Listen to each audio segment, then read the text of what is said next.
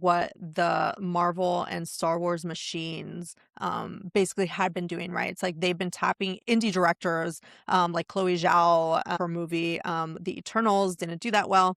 But then you go and you find out that the studio then basically tied her hands behind her back, because it's like they didn't allow her to create the story as she wanted, and we're trying to, like, manage everything, because it's like obviously the Marvel and Star Wars, like they have what they think is their brand, right? And it's like we don't want to Right. ruin it. We don't want to like change anything. We have our audience that expects certain things, and you're not letting people do what they're going to do with it. And I thought about this recently because Mandalorian and Grogu just came out, and it's not necessarily bombing, but it's not doing as good as previous, Star Wars movies.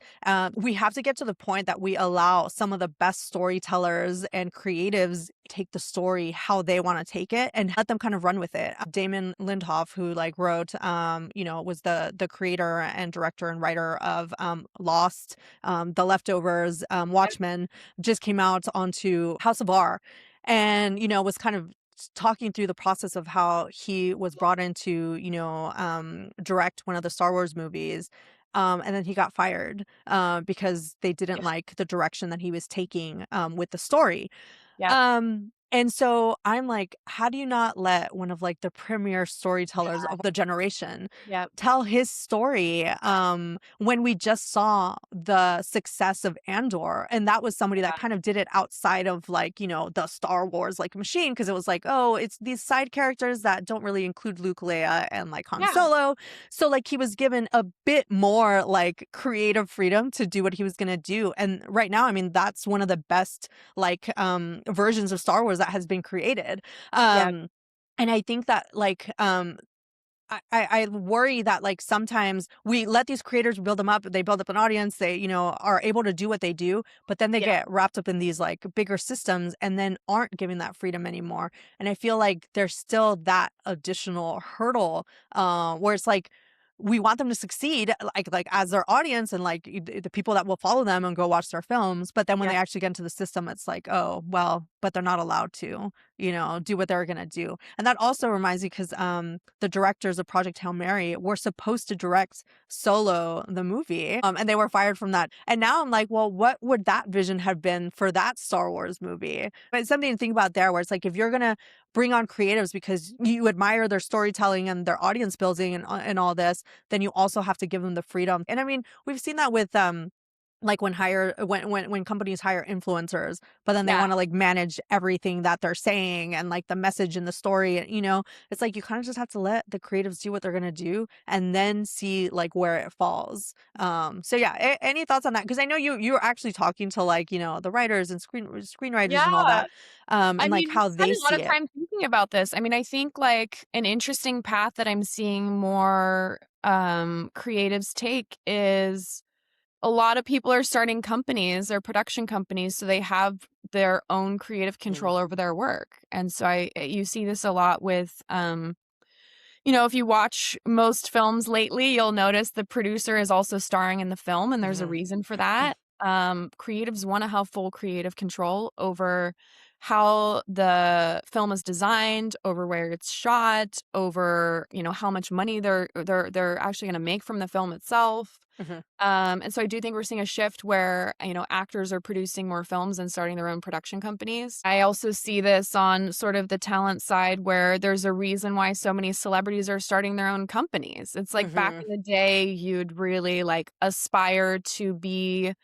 the face of Chanel. And a lot of talent would really look for these sponsorship deals where that would be supplemental income and a Mhm. way for them to really capitalize on their fame, while they're still very much, making the right movies and in the right circles. And at the peak of their career, you want to capitalize on that as much as Mhm. possible.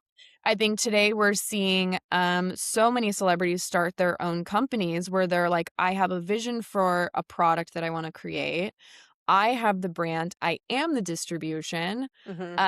I am much smarter than just, showing up and being on screen. And I've sort of fully evolved and grown as an artist, in the acting world.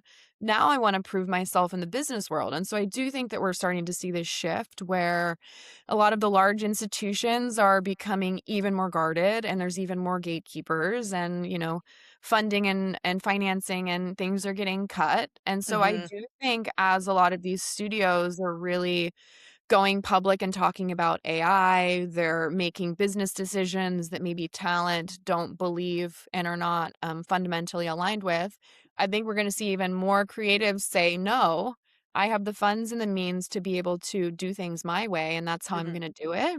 Like, historically, you'd see a lot of indie folks that would, really try to pave their own way, but then when a major label or major studio would come their way, they'd jump on that opportunity. I Mhm. think there's gonna be a lot more artists that stay indie forever for many different reasons, whether that's their personal values, creative control, owning more of the financial decision making and making sure they're getting paid well. I also think we're entering a world where if you are a good actor, if you are an internet creator, you should continue to evolve as an artist and continue to do different roles. And I think that's something that wasn't the case, a few decades ago. I think an actor would be an actor throughout. There's Mhm. also these like sort of I mean, there's a lot of criticisms in Hollywood. I know when Substance came out, there was a lot of Mm. commentary around the fact that there are these moments in your career as an actor where you're gonna get told you're too old. Meryl Streep Mhm. has a very, very famous point on this. There was a period in her career where she was only getting roles to play a witch, and she's like, "Why Yeah. is"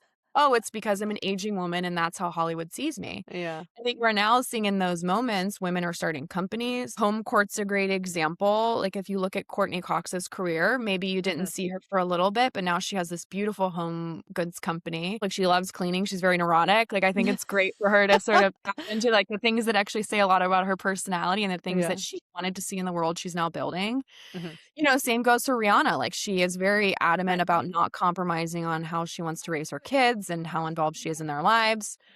She has a whole team that's running Fenty and she's still involved with the business, yes, but she's Mhm. been able to not compromise on the family stuff because she's making money while she sleeps. And so I do Mhm. think these celebrity founded businesses are playing a very critical role in how people view themselves and how the industry should take them more seriously because, I mean, especially women in the industry are able to become billionaires by being the CEO of a company, Mhm. being the founder of a production company. I think we're just seeing how savvy each person is and how they're really taking full control of their own career because the agencies haven't done a great job of ensuring that they're continuously getting roles, and the studios and the streamers, they don't really have the funds. They're cutting back on a lot of the budget unless you're Yeah. willing to do, like, Marvel movie after Marvel movie.